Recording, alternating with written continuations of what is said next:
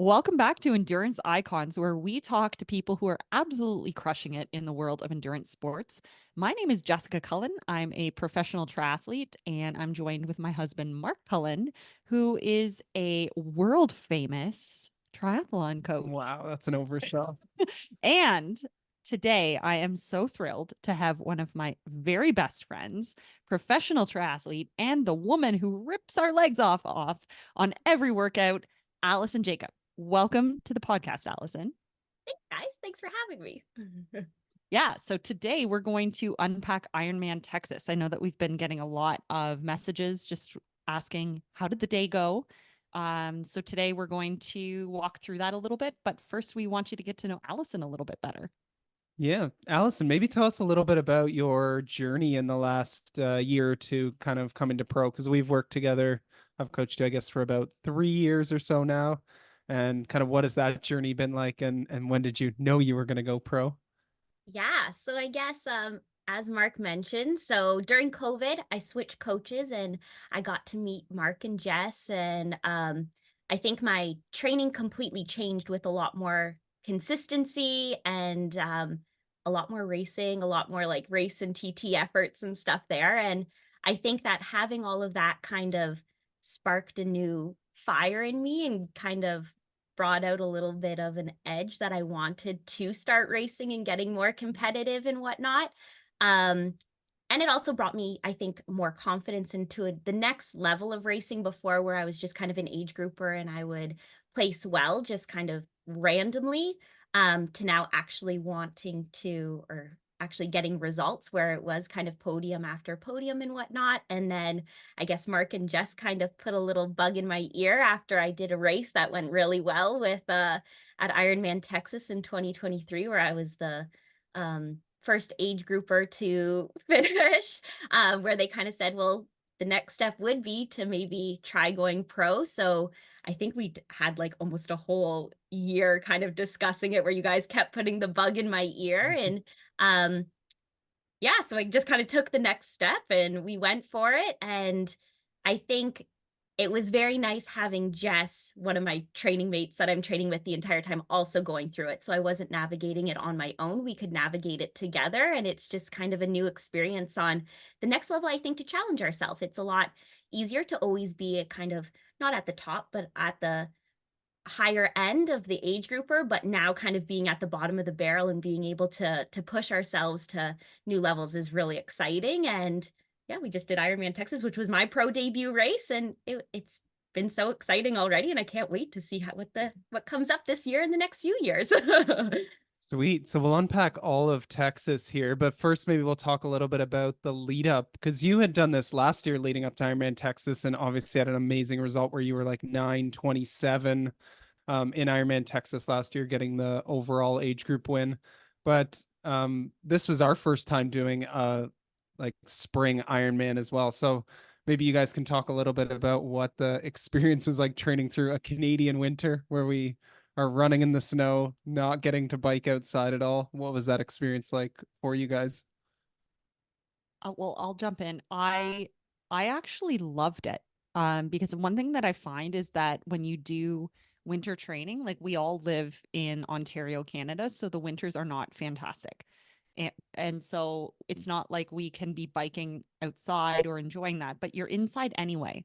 So I find that I'm not out and about as often. So having our indoor training actually was super fun. We do this with the LP team.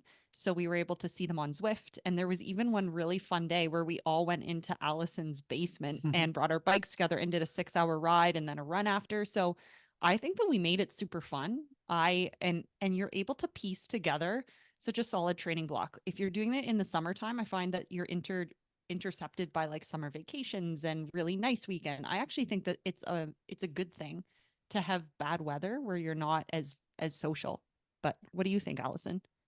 Yeah, and I think also everything that you said is completely valid. And I think that for a course like Texas, where it's not very technical, where like we don't have to worry about like big climbs or descents and stuff like that, it's honestly a perfect way to train for it, or like a perfect race course for us to come doing off of doing all of our training inside, because you can really just focus on like, okay, let's just try to stay an arrow inside, and it's all just like mental strength, versus when we're outside, or if we're doing a course like Mont Tremblant or Penticton where it's super technical or more technical, maybe outside would be more beneficial. But leading up to it, I actually really like it. And I think that the bike workouts are surprisingly harder because we're Mhm. not like having a coffee stop in the middle or something like that. Like you're literally just grinding for 5 hours straight inside and really working on that mental strength, which I really enjoyed.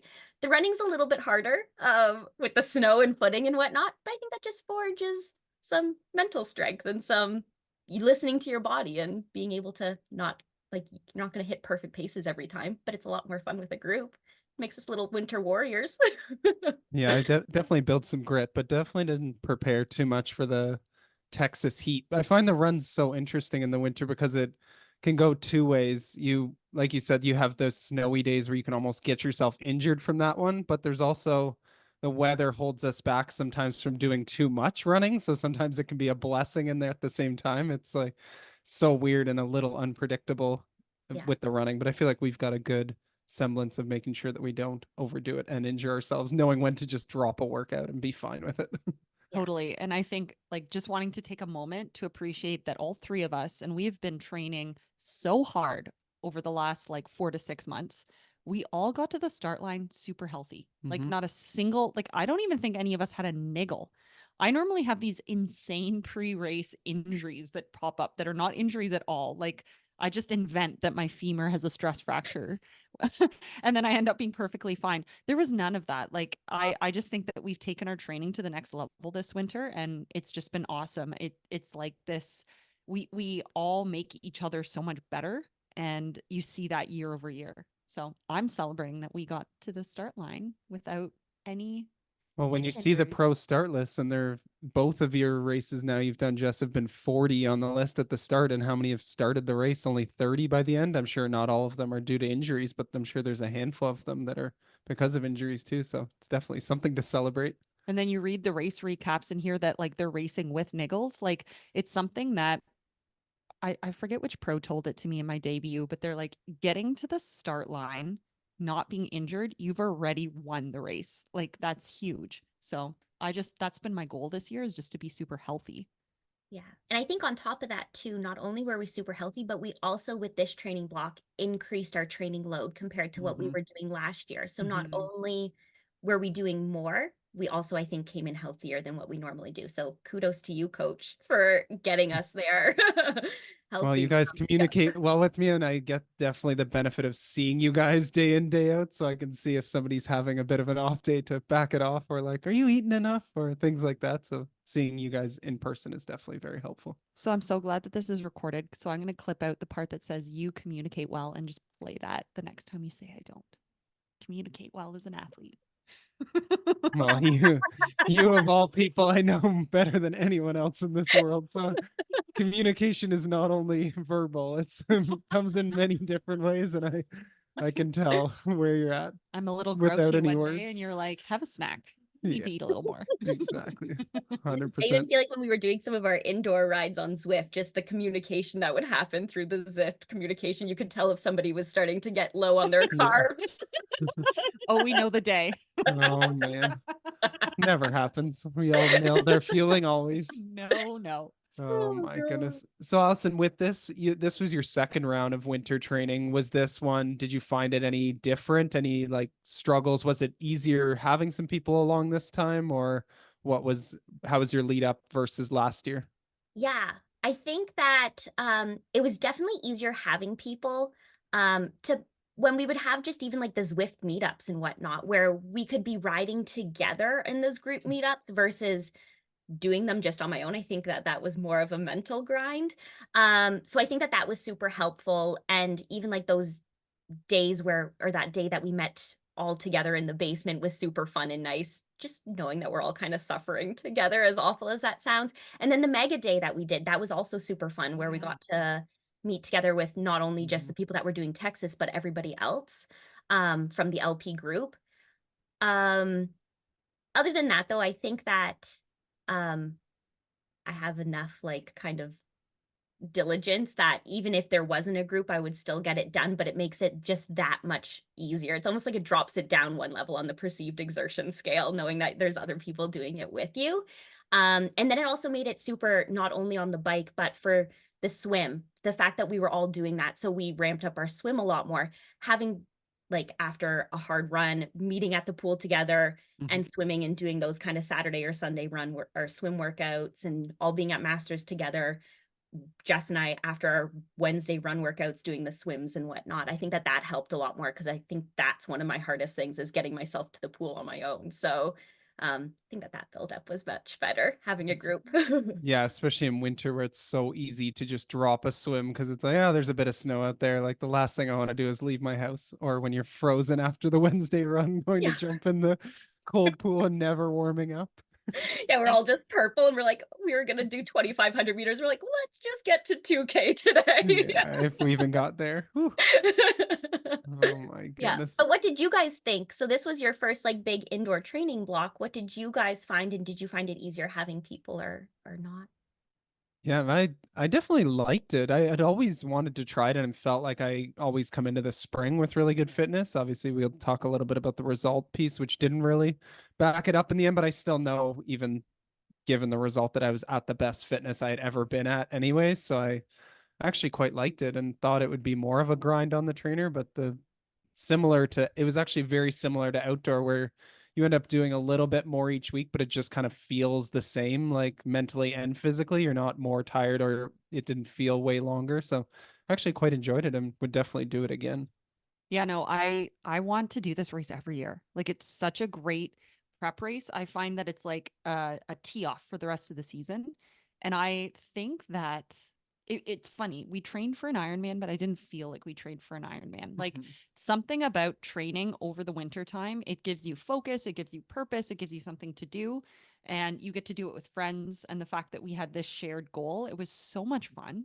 And then it but it felt it's so hard for me to describe. Like I felt like I didn't put in that much work, even though the hours and like all the data is there. I didn't feel ready. Like I was like, I didn't train for an Ironman. I don't feel prepared. But turns out we were. I know. I was like, I feel like I need 2 more months or something. Like Yes. it Where just you were doing, snuck up. yeah, you were doing more indoors, which is like debatably higher quality over this time than you were doing like even last year in like the Kona lead up. But that's just getting ready for an Ironman. You never really feel ready. Yeah. No. Yeah. All right. So let's talk a little. We'll get closer to the race now. So this was Jess's second pro race and Allison's first. Allison, what was the pro experience like versus an age grouper? Because I know you were a little nervous going into the week, like starting to see start lists and briefings and stuff like that. Run us through kind of what your experience was like. First of all, I don't know how Jess did her first pro race on her own because I felt like I needed like my mom there or my security blanket or something. And Jess was just like shuffling me along everywhere. It was definitely very intimidating at first, and especially like the first event that you do is the pro briefing where you go into this room and with a race like Texas where there's top name pros like Kat Matthews and people like that, Vanilla Langridge, and you're just like, who are these people? Like these are people that you kind of like idolize or that you're always watching and you're in the same room as them. And I felt like my heart rate probably went up like 20 beats per minute just sitting there. And like I'm trying to listen, my like heart is beating in my throat and whatnot because we're surrounded by all these people. Meanwhile, Jess is as cool as a clam, just like or as cool as a cucumber, just talking to everybody around us, and I'm just like in my shell.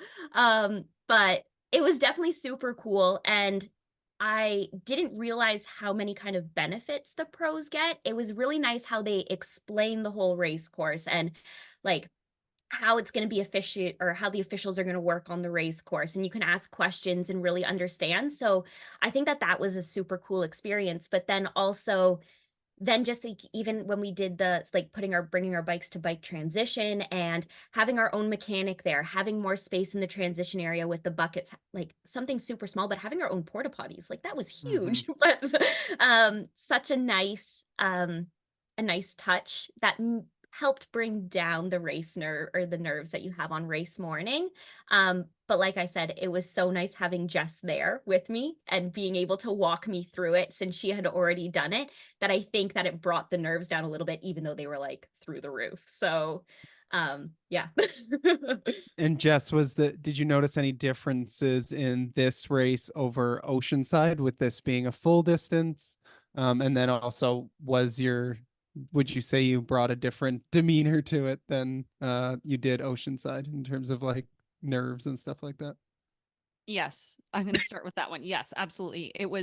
This one was 1,000 times easier. I'm going to be interested to unpack, and we'll have you back after Tennessee as well, Allison, just to hear if there's any difference in how you feel, because I do find the first one was like Oceanside was terrifying. I wanted to throw up going into the pro race briefing, but then this one I was so relaxed and I felt like I knew more people, and I just knowing, having that extra layer of expectation of what's going to happen, I found that I was able to relax, fully understand everything, and didn't have my heart beating in my throat, as you said, but I did in Oceanside. And so you asked how I did it. Well, Oceanside was a disaster because of all of the nerves on top of experiencing a first pro race. So you start to understand why people say your first pro race is almost like your first Ironman. Like, just do it to get it done. So I just like kudos to you. And also, I was a lot more relaxed because I did have Allison. We spend so much time training together. So being able to experience this together, and it's just like, it's such a cool experience to be pro. And so to be able to share that with a friend that you train with is amazing. And now it's true. We've officially made it in life because we get our own porta potty. I didn't know this was like peak lifing, but I don't know. turns Before out, the race morning, I got through the porta potty line before you guys, if you remember that. yeah, I guess that's true. Don't win.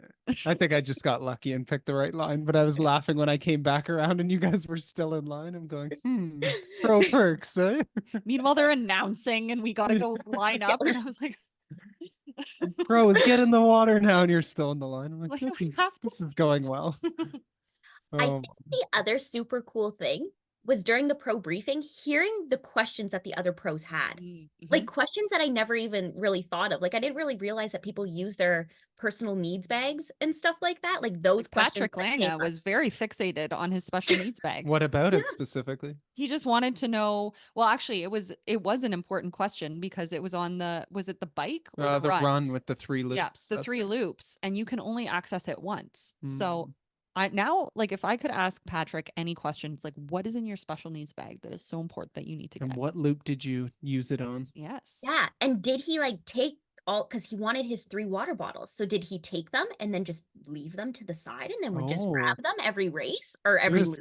it was Or did 3 bottles he had in there. Yeah. yeah, that's what he said, is that he had 3 bottles, and I'm assuming bottles of nutrition that he wanted to Mhm. have. So I'm just so curious because, and I think that's something that's also like as an age grouper before, like we're little pack mules. Like we would just put everything on us because we wouldn't and like Mhm. have to carry it all race. Then I'm like, is this something that we should actually be trying to use more? Like, do other people use their personal needs more? Like, We'll have Mm. to I don't watch the know. race footage. Yeah, maybe him carrying the 3 bottles is what cost him not being able to catch Thomas Rodriguez at the ending. Oh, Cost him the race he's running The with. I just picture him running with 3 bottles.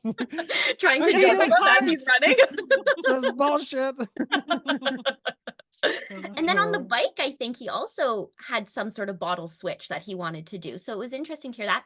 And the other question that was brought up was the ice. And I'm pretty sure that with Kat Matthews' questions about the ice, Yeah, they got ice on the course because of her. So she yeah. solved it. Yeah, tell that story. What was she asking, and what was her concern? Well, and it was so valid. Yeah. She was like, it was the like one of the very last questions because they sort of like glossed over it. And I think it was a very important thing. They're like, okay. She's like, okay, will there be ice? And they're like, they sort of paused for a moment, like, oh, will there? And then they answered, they're like, yes, there will be ice, and but not in cups.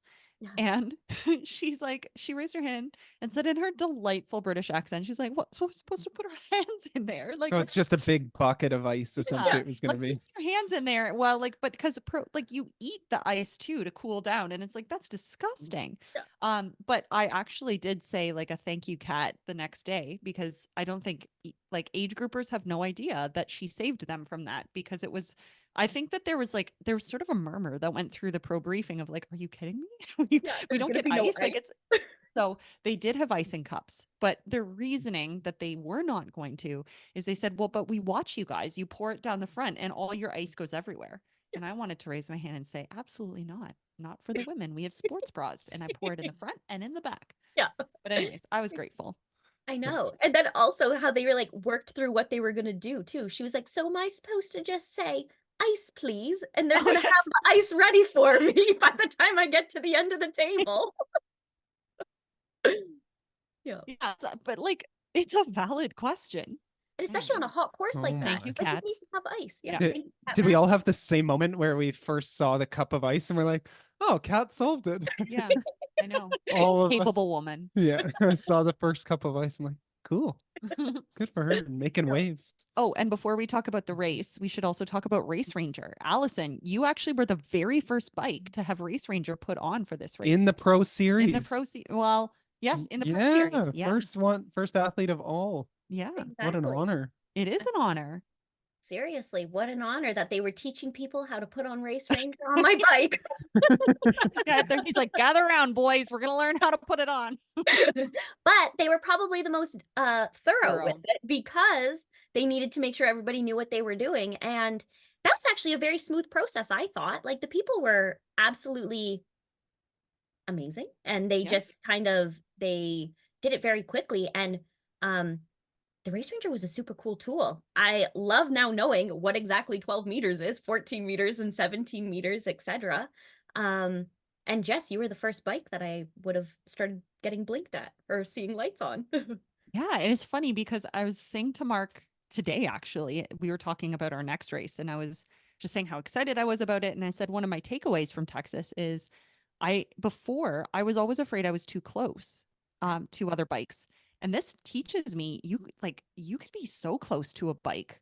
Like because when I was first following you, I was like waiting for it, and I was like, oh my gosh, her Race Ranger's broken. Like, what are we gonna do? And I was like, all of a sudden I hit, I was like, oh, I wasn't even in her like the right zone yet. So you can actually, that was one of my takeaways from Race Ranger, is how close you actually can follow, and what an awesome benefit that is. Especially in Ironman racing. That's why all the pros have been saying for so long they want to move it from 12 to 20 like they do in some of the PTO ones. Just so that, because there's so, like, especially how fast you guys are going, there is crazy benefit at 12 meters. Yeah, especially Like, in this race. it was so close. I was very surprised with how close that 12 meters was too. Like it Oh, was yeah. pretty shocking. But then it was also nice knowing that, because then when we had the age group boys on the race course and stuff, like we did have an idea of where to kind of push ourselves back and make sure that we weren't too far back. Mhm. I'm so interested like how they keep it so like accurate between each one of them. Like I guess it's just the sensor on each of them. I feel like Allison's the engineer here. She probably knows exactly how it works. I don't need Marcus on this. Yeah. Call him in. He's gonna give a Race Ranger recap for us. All right, let's get into the actual race. So you said that Jess was your first light that you saw on the bike. I think you guys spent a lot of time together in this race, which is funny. Not surprising at all, because it, like, a funny story for people listening is I can give them like the same workout and they can do it totally separate. One could do it on the trainer, one could do it outdoors in like totally different conditions, and they'll end up doing it within like 1 watt of one another. So the fact that they ended up together on this course is not surprising at all. And we had kind of pre-planned some of that too, to know that like you're probably going to end up together, like work together legally as much as possible. But take us through the swim. I don't know who wants to start, but I'll let you guys jump in. I think, Allison, why don't you start, because this was your very first pro race. Okay. So for the swim, that was my first time where you kind of warned me that you all start in a little pen and then they kind of usher you into the water. But it was so nice having Jess there at the beginning, and we got to give each other a wonderful little hug beforehand. And we have a great photo of it to kind of calm the nerves. And it was like, hopefully this isn't the last time I see you, but we will be able to work together, like we said. But then with the swim, it was kind of interesting. It was still pretty dark out, or at least I thought it was still pretty dark out. And with this race, we were very fortunate that we got to get into the water for a little bit beforehand. I think it was like 7 minutes before we started, I think. So we got to kind of get our bodies adjusted to the temperature, which I really enjoy, because even though the water was warm, it always still kind of takes a little bit out of my like my breath. But the thing that was weird was having to tread water for so long, like 5 minutes before the race, that I was like, I feel like I should have practiced treading water beforehand. And then right before we started, Jess was just like, okay, the trick is make sure you lie on your belly kind of and get your legs up behind you so that when the cannon goes off, you're already in that swim position. I was like, okay, like what's happening? I got you, I girl. guess I'll do this. I felt like a little seal or something. We worked on that in Texas. Nice. In Austin. Nice. I passed Yeah. it on. So she shared her knowledge with me. But then that's when like things started to really feel serious, is when we were all just kind of lined up there. And I'm like, who is around me right now? These women are so fast and so intense, like Lauren Brandon and stuff. Like, this is just going to be so Hop on her feet and just stick with her. Yeah. And then I was like, oh, go, try to stick with her probably for like 1 meter, if that. But then when the cannon went off, then there was just no feet anywhere. And I was like, okay, let me at least try to find Jess's feet. And there was nobody. And then later Marcus told me that it was because I was at the front of like the slow group. And I was like, oh, that's kind of sad for all these people behind me because I don't know what I'm doing. And then the thing that I thought was super weird is that when I was trying to sight, I noticed that like the lead pack that was ahead of me, or the second pack or whatever, they were very far to the right of the buoys. And then I was trying to sight like, should I be close to the buoys? Because usually I would try to get like my shoulder as close to the buoys as possible. And then I was wondering if I was sighting the wrong buoys because of the way that the course is, that maybe I was looking at the return ones. But I think in the end, I should have stuck with my gut instinct and stuck with the buoys because those were the right buoys.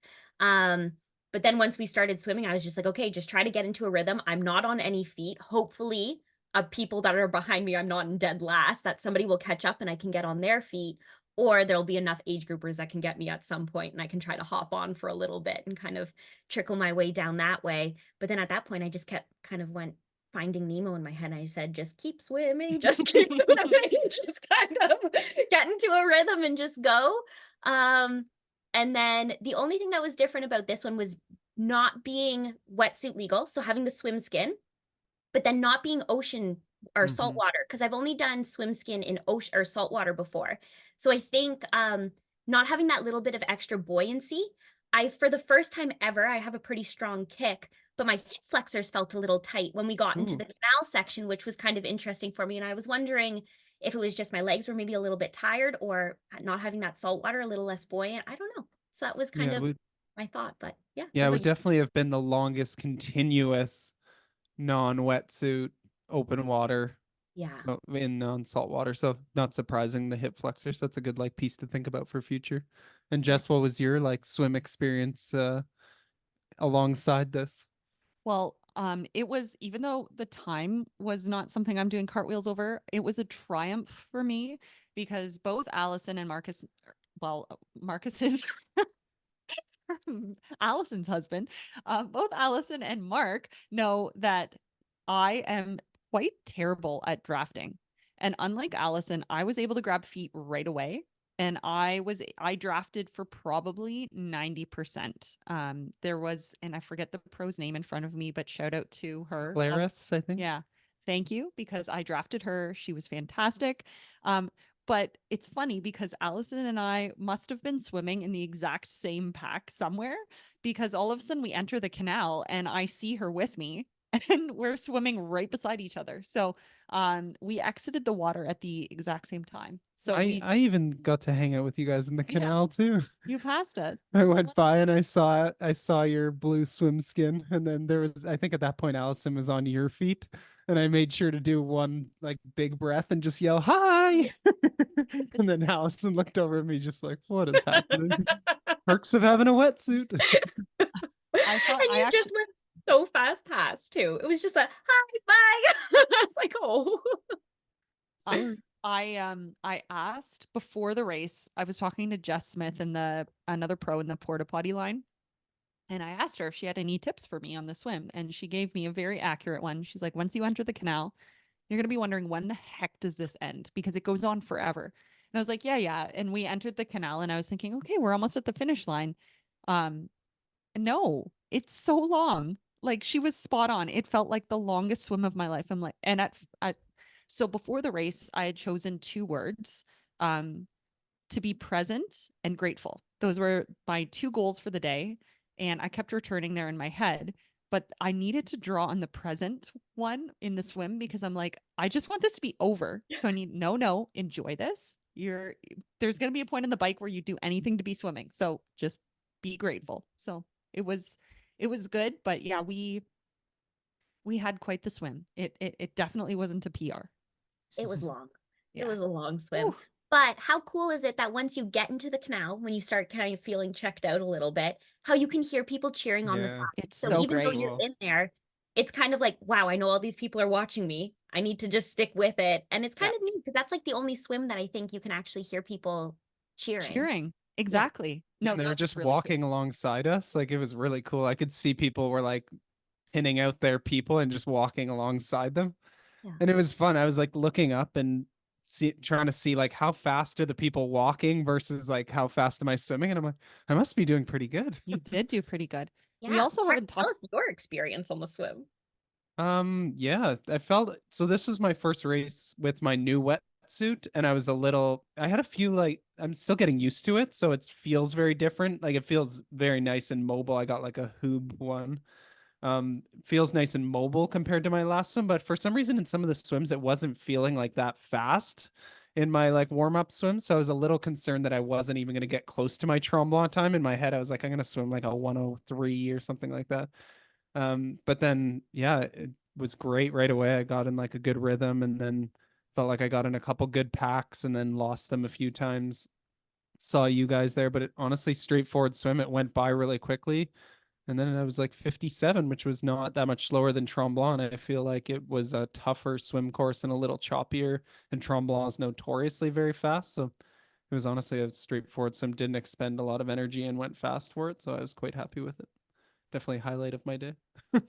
And we also haven't talked about how dirty that water is. Like you can't, there's no sighting. Like sometimes you can see bubbles underwater. Like there's nothing. It's just like the dirtiest water I've It's ever swum. murky, but I honestly didn't feel like when I was in there that it felt like so dirty. Like it didn't smell that horrible. I thought anyways, but maybe I'm just My tougher than you guys. my tri kit that's white on top and the like the LP sports bra I was wearing that's also white. Even after I washed them, they're still like dyed brown from Okay. it. Yeah. It Like looked it like was she yeah. had brown tie dye. It was Never mind. all day long. I was like, whoa, did she add a cool design? I'm like, oh, gross. That is from the water. Okay, I have a blue kit. Clearly, it was the right choice. Yeah.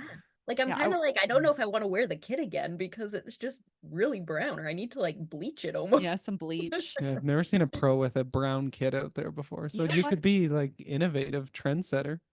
Maybe we should tie dye it. That'd be kind of cool. Ooh. Yeah. Very Chelsea Sodaro. I love it. Oh All god. right, let's move along from the swim, which was probably like you guys had a solid swim, but I'm sure you were happy to be out of there. How did transitions go for you guys? I got to run in with Allison. Hand in hand or what? I wish. Much. Yeah. Yeah, we were running together and I think we were like quickly communicating as we're sort of readjusting, taking the cap off. But then as we got our bikes, Allison looked at me and just was like, "We're working together." And I was like, "Yep." And anything to add on the transition? Um, I will say once again, one of the perks of like first pro race is not having to pick up our bags. Like, because you have to like run and identify the bags. The fact that we had the bins beside our bikes, that was super helpful, where we could just like run through, go straight to our bike, grab our stuff, and just like take off our swim skins there and throw it in the bin. That definitely helped. And I feel like our transitions were pretty fast considering Yeah. this was the first race of the year, just your second race, which I think your transition was much better than Oceanside. But still has a bit to be desired. I was so shocked looking at your guys' transition times after. I'm like, how did you guys dust me so bad? Because usually I get you guys by a good bit in transition. But Yeah. pro perks. Yeah. You crushed me. Anything to Yeah. add on your transition? No, I did a beautiful flying mount. The nice thing about swimming in near the front of the age group field is it was just like there was almost no bikes gone at that point. So you're like, yeah, I'm pumped. And then I nailed a sweet flying mount and Nice. passed a bunch of people. So it was good. There was no bike computer in my shoe, but I tried my Oh. flying mount and realized somehow the elastic had broken. It's just it wasn't as devastating as Oceanside, but needless to say, my flying mounts, Well, the next race is when I'm going to nail it. you've practiced twice so far the flying mounts, and it was once in Oceanside and once in Texas. So Yeah, I kind of third deserve time's the that. Yeah. charm. In I, Chattanooga, the next time you practice, maybe let's do a couple outside of competition. yeah, don't do what I did. Oh man. And then you got on the bike. You guys got on the bike and near each other. Did you end up like right and near each other right away, or how did that pan No. out? So Allison was right behind me coming out of transition. I try to do my flying mount. I have this issue. I actually need to stop, unclip my shoe, put my shoe on, and then go. So by that point, Allison was probably like 30, 5 minutes ahead. yeah, 5 minutes ahead. No, probably like 30 seconds to a minute. Who knows? Somewhere in there. But I was able to see you around every corner. So I just like turned up the dial a little bit, like maybe like 10, 15 watts more than what I was planning, and just rode after you and slowly started closing the gap. But then as I got closer to you, that was where I was describing earlier, where I'm like, I feel like I'm drafting her, but and is her race ranger broken? Like I so didn't want a penalty.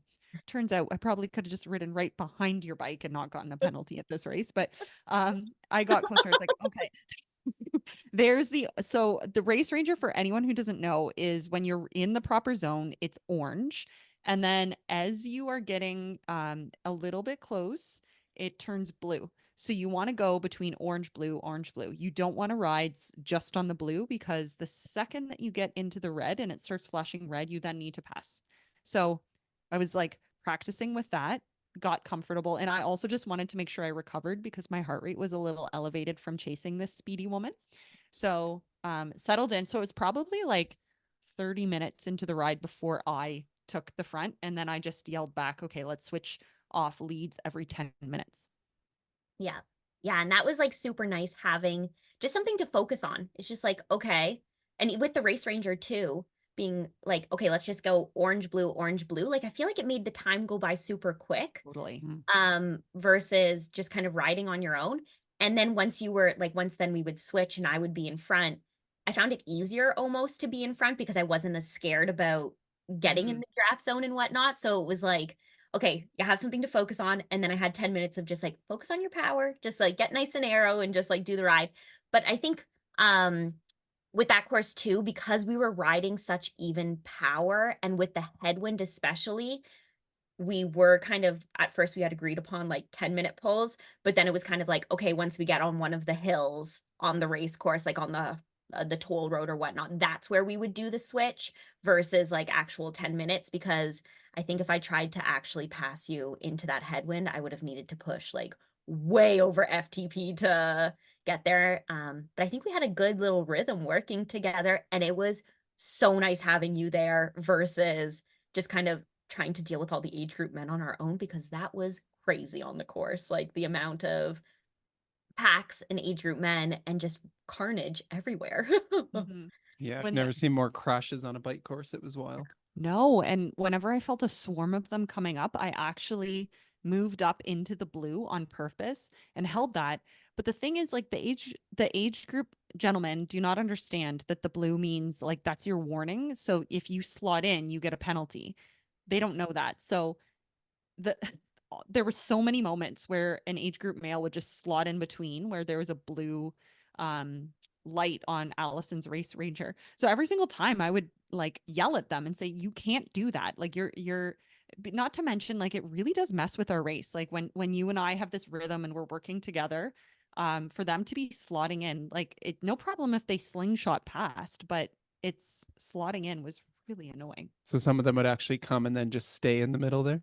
Yeah. And then what's problematic with that is then I would need to drop back if you're in the back, say. And as Allison was pointing out, like it feels almost harder on the back, especially into the headwind. And then I'd drop back and then they would do whatever they did.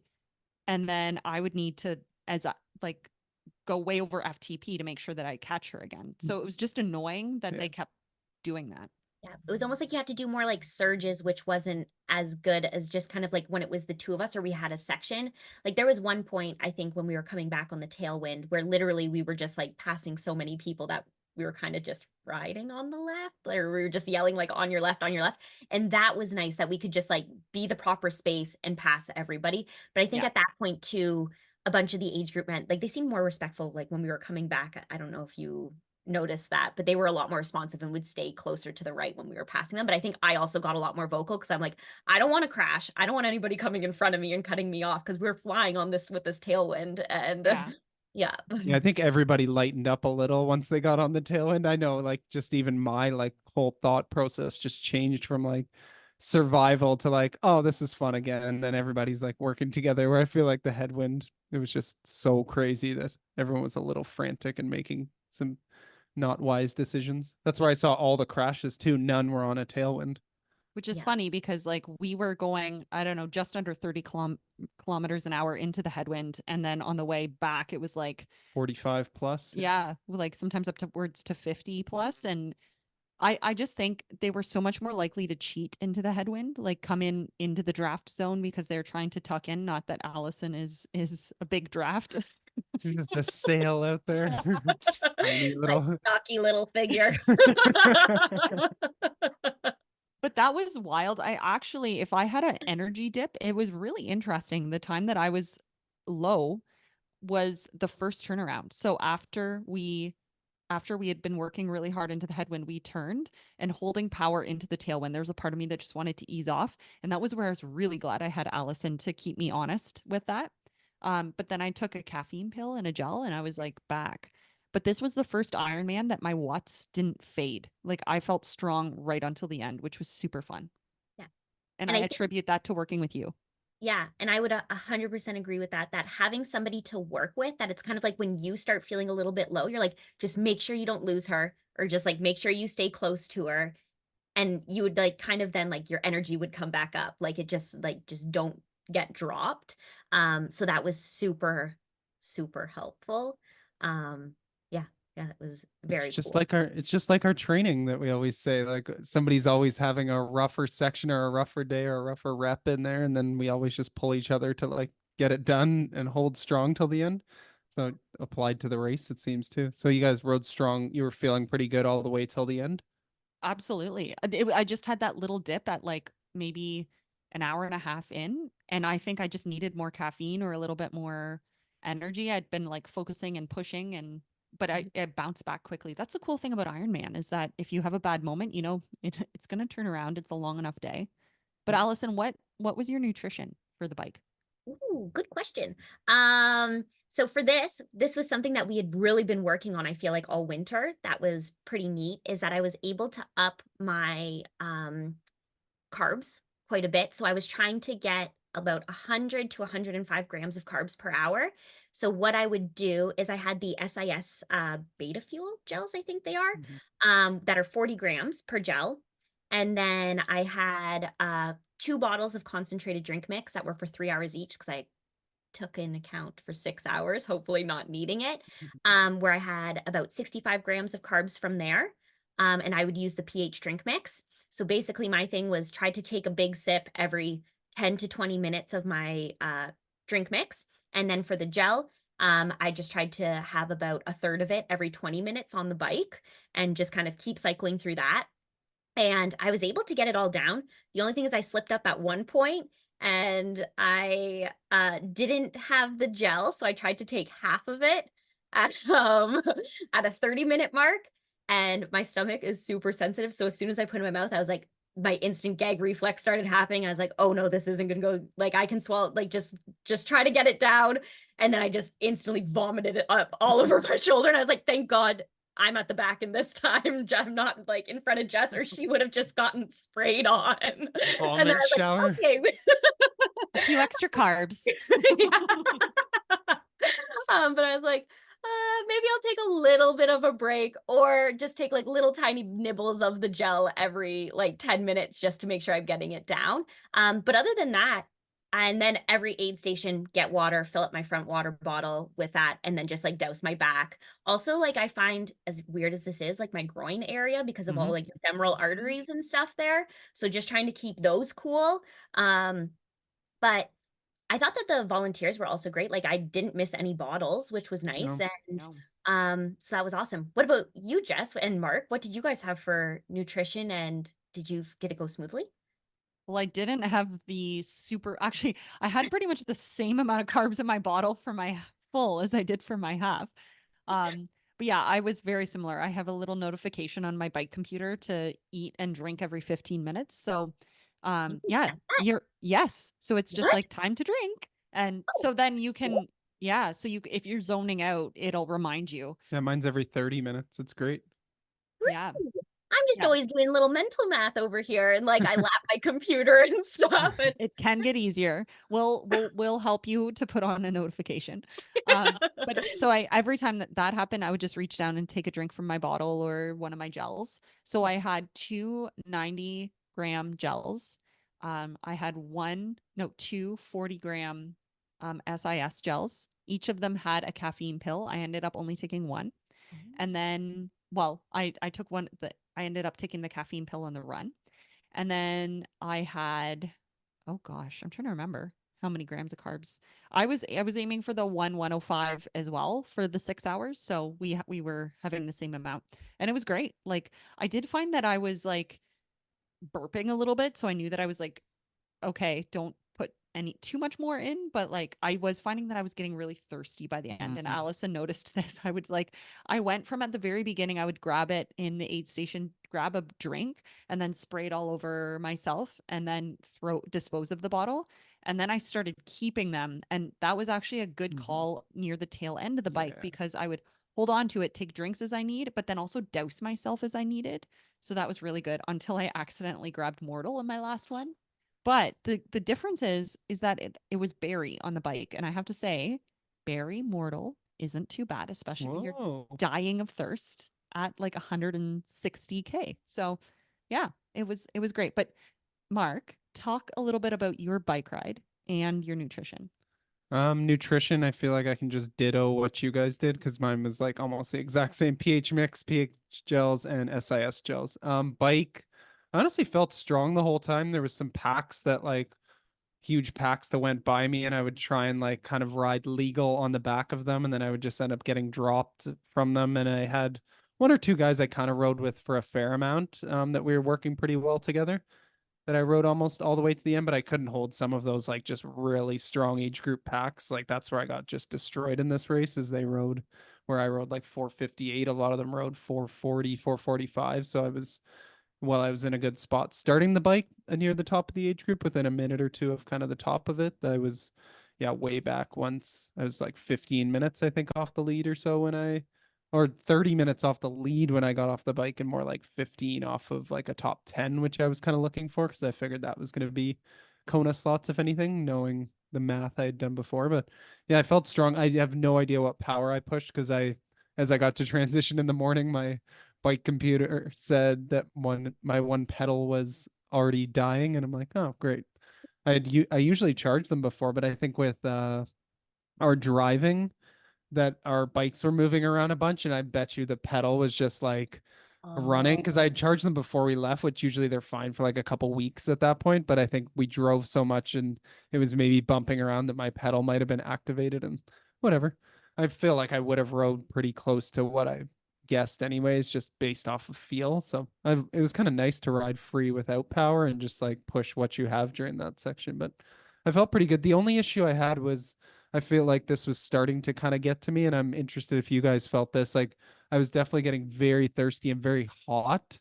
We all wear the same helmet with the arrowhead, and there's a bit of ventilation in there. It's not a lot, especially as it gets really hot out there. And when the sun would come out, I found I was getting really hot in there. Did you guys have the same experience with that? so that was my first time using that helmet, and I was surprised with how much ventilation, or like I thought it was going to be hotter than it was, but I definitely found that at certain times where the sun did come out, it got like sticky out there almost, or like it Mm-hmm. did feel very hot. Um, I'm happy that I didn't start like sweating and getting sweat in my eyes or anything, but it was definitely, and compared to last year, it was a much hotter day, or a lot like stickier and stuff compared to last year. But um I feel like if it had gotten a little bit hotter, I might have taken the visor off so I could get more like Yeah. glow on my I, face or I did that for the last probably 40K. I took the visor up because I'm like, I'm getting too hot that I need airflow here. And I was just dying for every aid station. So I felt like that was, you guys are better in the heat than I am usually. So I'm not surprised I felt it a little higher than you guys did. No, but I definitely felt it, especially where I really felt it was maybe the last 15 kilometers headed back on the highway where we have the tailwind on the second loop. And Yes. that's when I started feeling really hot and, like you said, getting really excited whenever I saw an aid station. And I actually, it was reminiscent for me of Kona, because what was happening on the bike is I'd start feeling like a little flower wilting, and I was like, what's happening to me? And then I'd get to an aid station and I'd throw some water on myself, and it was like I came back to life immediately, and I'm like, oh, it's the heat. So I started feeling that a little bit. So I would echo, like, absolutely, it was starting to get really hot. Yeah, I've never been that like hot on the bike in a race before. It was crazy. Usually you can get away from the heat a little bit. Yeah. Before we go to the run, I think we need to talk about all the crashes on the bike, Ooh. because I've never ever been at an Ironman where I've seen this many bike crashes. Yeah, I saw. Well, we had our friend Tyler who hit like one of the big like cracks in the road, which sent a few people flying by the sounds of it. I think I saw another pro that happened to. Yeah, Sarah. I saw because they had the 3 lanes that were divided by cones. They were trying to keep people out of the middle lane. I saw somebody. It was a pack that was together, and they were going by me, and then somebody swerved around one of the pylons, and somebody hit a pylon. I saw one of Ugh. those, and then I saw another one where people crossed wheels. So I feel like you name it, and they were all into the headwind section. So I think people were just frantic and not thinking and making like very like getting bad too close to decisions. each other almost. Yeah, trying Yeah. to hop on each other's wheels and not paying attention and just being frantic. So I noticed them all nothing with the tailwind, which you were going 45, 50K an hour. You would think it's easy for things to happen with something like that, but yeah, it was pretty crazy out there. Never seen that many crashes. I think I saw 5 probably. That's more than I think I've seen in all my races in the past combined. Yeah, and I would say I was talking to a fellow pro who crashed, and she needed to go to the hospital, and she said that it was just like a never-ending stream of people who were from coming in their race kits. Some of the people even needed to have like their kits cut off, and like it was awful. But we made a joke. That's why the Memorial Hospital sponsors this race, because they Genius. need it. Also, Oh, the amount of like bottles and stuff on the Oh course. oh There wow. was yeah. like trying to not only dodge people, but then also dodging like Yeah. components that were on the course, and like flat tires. I think I saw a lot of people Oh like yeah. changing flats and stuff. Like it was very different in that sense, that I was like, what It's like is Yeah. going Super on? Mario. It's so Yeah. weird there was that many flats. I felt like it was a pretty like smooth highway with not a lot of debris on it. It's odd people are getting flats. Maybe first outdoor rides of the year for a Yeah. lot of people coming down and didn't check their tires or something. I don't know. It was How, odd. how did this compare to last year, Allison? Like, did you find that there was this many crashes? I didn't think I saw any crashes last year. Mm. So this was definitely different. And I found last year that there weren't as many packs. So I think that this year did have a lot more participants to begin with. And then I was kind of looking at it, and there was a lot more men this year than there were last year. And not saying that there's a difference between men or women, but I think that Spoiler, there is. Sorry, continue. No, no, we're respectful and there's no ego or testosterone flying.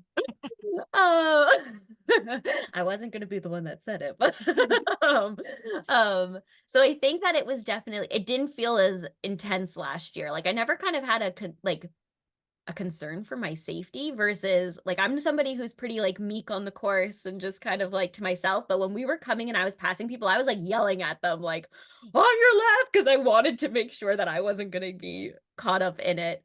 Um, yeah, so that was definitely different. But I think we did the math afterwards when we got back to the house. And based on the stretch on the Hardy Toll Road, and if everybody was legally 12 Mhm. meters apart from each other, it would be the whole out section and half of the back Yeah. section. So like clearly that's just not like a good course mathematics or something there. They need to either Exactly. make it longer or not make it a double loop or something. I don't know, because I don't know what people were supposed to do either. So Yeah, yeah. it's just a flat court. It's like that and that many people and that many, that being a men's like Kona year and clearly a one where people like I've never seen such fast times to get even in the top 10 in your age group there. So men's Kona year made it dense in the upper part right around you guys a lot. So that's why it probably looked very different up there. Yeah, it was Sure did. definitely very Oh different. man. All right. Enough of that bike. I have PTSD from that headwind forever. So oh When my. people were complaining about the Stratford ride yesterday in the headwind, I was like, you guys didn't just do Texas. Oh my goodness. I know I felt a Let little me wind tell you on about our the way headwind. back. Oh, on our way back yesterday, Allison, I felt a little bit of wind and I'm like,